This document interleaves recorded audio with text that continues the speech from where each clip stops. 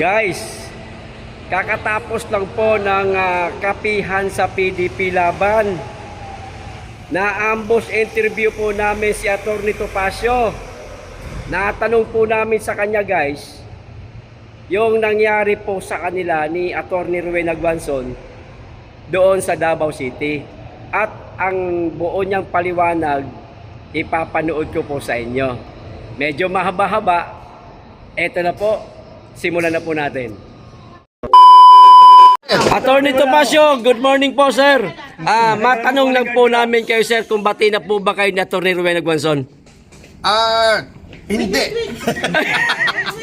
Hindi pa po ba kayo nagkaayos? Ang away naman namin ay because of principles, hindi naman sa kung ano pa man. Oo, kasi para sa akin, ayoko ng hypocrisy in all shape, manner, or form. Para sa akin, number one, gusto niyang tumakbong senador, pero siya yung lumabag sa batas, kaya nga hindi siya nakaupo dun sa ating House of Representatives dahil yung kanyang pag-substitute ay labag sa batas, pinalusot niya, hindi naman siya nakalusot sa Korte Suprema. Number two, yung pinagsasabi niya kay VP Sara, kay Pastor Kibuloy, at sa mga ibang mga personalities, ewan ko kung yun ay dapat patawarin o hindi, sapagkat whether or not pinagsisihan niya ang aking puntos, ang isang tao na nagpapalit ng prinsipyo na para lamang nagpapalit ng damit ay hindi katiwat-wala. So yun po ang aking mga issue sa kanya. Okay. Follow up lang po, attorney, ano? Halimbawa po kung lumapit po sa inyo si Atty. Rowena Guanzon at makikipag-ayos, handa po ba kayo makipag-ayos? Hindi, wala namang dapat ayusin eh. Talagang hindi siya katanggap-tanggap sa akin as a person and as a politician. Yung kanyang mga prinsipyo ay hindi po katanggap-tanggap sa akin because I do not like hypocrisy. Ayoko ng doble cara, ayoko ng traidor, at ayoko ng walang paninindigan na tao. Salamat po. Follow kayo. Attorney, paano po pag kinausap kayo dalawa ni Atty. Guanzon ni BP para po magkaayos para sa maging kalyado niya sa 2028 election na tatakbong mga bilang senador? Wala pong problema kung si Binibining Guanzon ay endorse ng kahit sino including VP Sara. Yan po ay prerogative nila. Ano po? Pero hindi ko kailanman ma-endorso si Binibining Guanzon, hindi ko maaring sabihin na baliwala lang yung kanyang mga sinabi, at lalong-lalong hindi po maaring kalimutan yung mga ginawa niya po na para sa akin ay nagpapahiwatig ng lack of principle, lack of dignity, and lack of respect for the rule of law. Sir, excuse me, if ever po si Ma'am Guanzon na po mismo ang lalapit sa iyo at humingi po ng kapatawaran po, may mali siya, ano po ang masasabi? Wala siyang kasalanan sa akin, kaya wala akong dapat ipatawad sa kanya. Oo, ang kasalanan niya ay sa sambayan ng Pilipino. Kung tatakbo siya at siya ay mananalo, ibig sabihin pinatawad na siya. Ganun lang po, wala pong personal ito. Bagamat nagkasuhan kami, sa ngayon ay may kaso siya na graft sa RTC ng Bulacan na aming isinampa.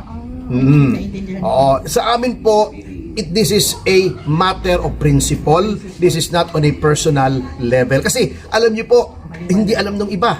Yes, Magkaibigan po kami. Magkaibigan kami. In fact, noong isang beses na nagkita kami sa COMELEC nung hindi pa nagkakagulong ito, niyaya pa niya ako magkape doon sa kanyang tanggapan. Ang sabi ko na lang, wag na po, Commissioner, kasi yung kaso, kaya ako nandito, may kaso ako, nasa inyong division, baka bigyan pa ng kahulugan noong ating kalaban nariyan. So, wag na po.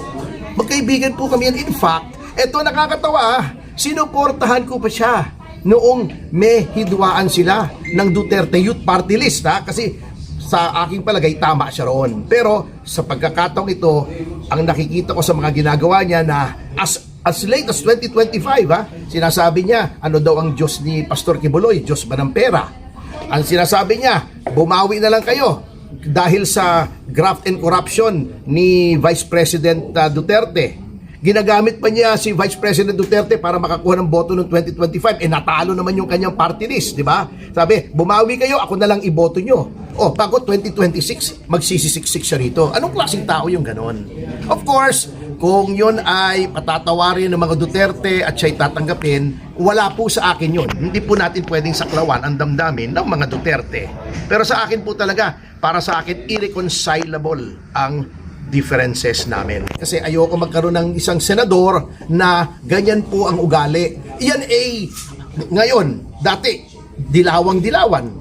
Kung ano-anong sinasabi laban kay Vice President. Ngayon, sisiksik. Pag naging senador yan, yan ba ay maasahan mo na kakampi mo? Baka Mariso Ontiveros tayo o Mabongbong Marcos. Attorney, may pangamba pa ba tayo, attorney, na maging sikan Tolentino? Maaari hindi natin nga alam, kaya nga dapat tayo mag-ingat. Tingnan natin yung track record. Ang importante po rito ay isang salita: consistency. Mas gagalangin ko pa yung mga katunggali natin ngayon na katunggali natin mulat sa pool kesa isang kakampi na dati katunggali na maaaring maging katunggali na naman, kasi hindi nyo maasahan yung mga ganyang tao. Sa madaling salita po, attorney, hindi ho kayo nagtitiwala sa kanya. Oo, yun. Mismo. Yun po. Attorney, pwede po malaman kung anong sinampan yung kaso at saan pong lugar?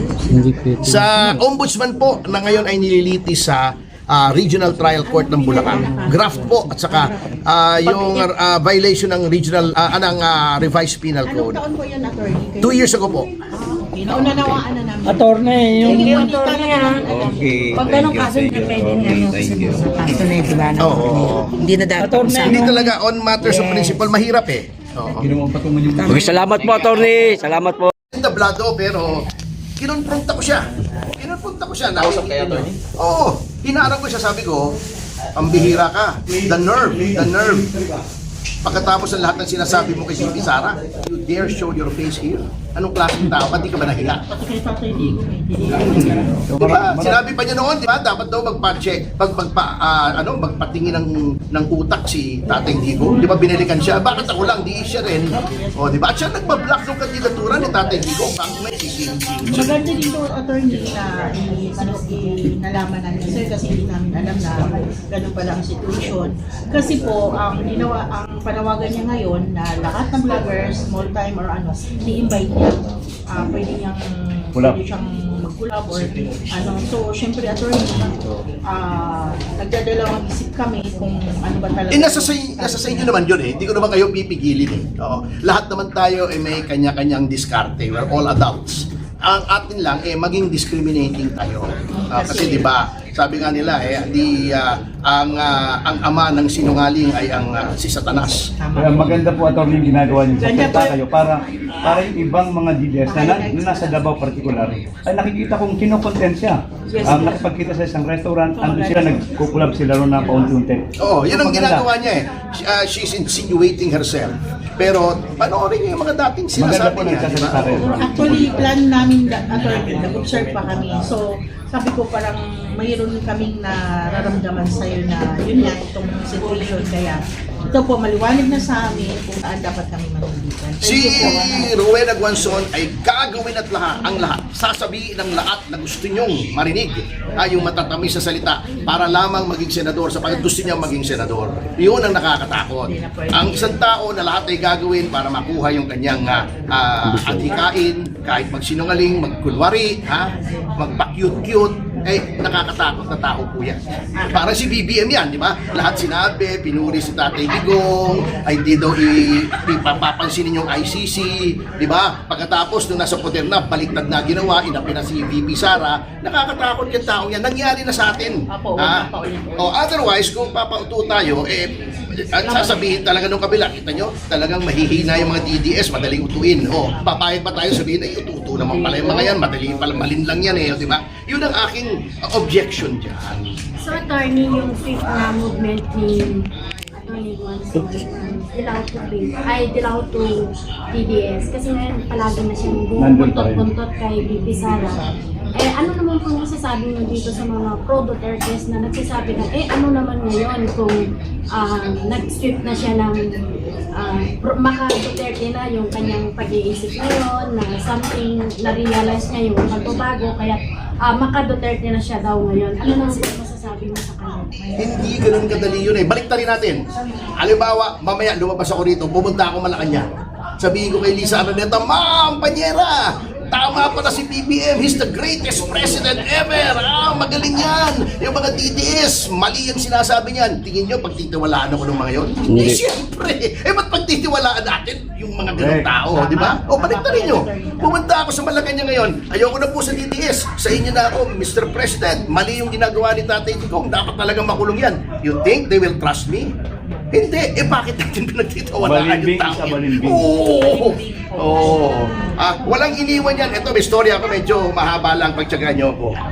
May istorya. May isang palaka na nasa isang dahon, lumulutang palaka nasa river.